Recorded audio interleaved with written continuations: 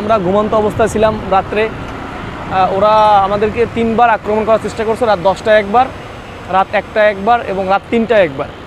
তো প্রথম 10টার দিকে তারা সফল হয়নি এবং 1টার দিকে সফল হয়নি। 3টার দিকে তারা হচ্ছে আপনার আক্রমণ করে এবং যে কামারপাড়া ব্রিজ যে ওখানে আমরা প্রায় 50-60 জন ছিলাম দাঁড়ানো। আমরা অবস্থান নিচ্ছিলাম ওইখানে।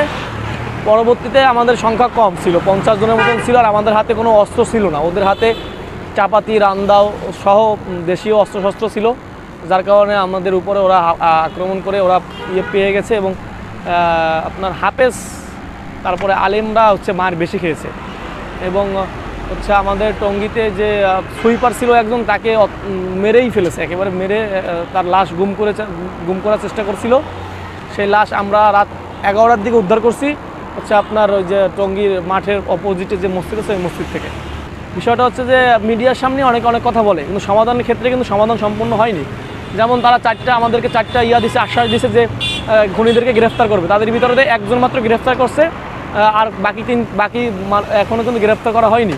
এবং আমাদেরকে বলা হয়েছে যে আমাদের লং মার্চ বন্ধ করে দিব, আমরা যদি লং মার্চ না করে আমাদেরকে অনুরোধ করা হয়েছে। কিন্তু যে লং মার্চ না করার জন্য যে আমাদেরকে যে দিবে যে আমাদের মাঠ দখল করার জন্য, মাঠে আমাদেরকে যাওয়ার জন্য যে অনুমতি, সেটা কিন্তু এখনও আমাদেরকে অনুমতি দেয়নি। তো সমাধান কতটুকু হয়েছে আপনারা মিডিয়ার বাইরে ভালো জানেন, বাট আমাদের জানার মতো এখনও সমাধান সম্পূর্ণ হয়নি। সারজিদ আলম একার পক্ষে তো সমাধান করা সম্ভব না। সমাধান করতে হলে আপনার স্বরাষ্ট্র উপদেষ্টা দরকার, ডক্টর ইউনূস সাহেবের দরকার।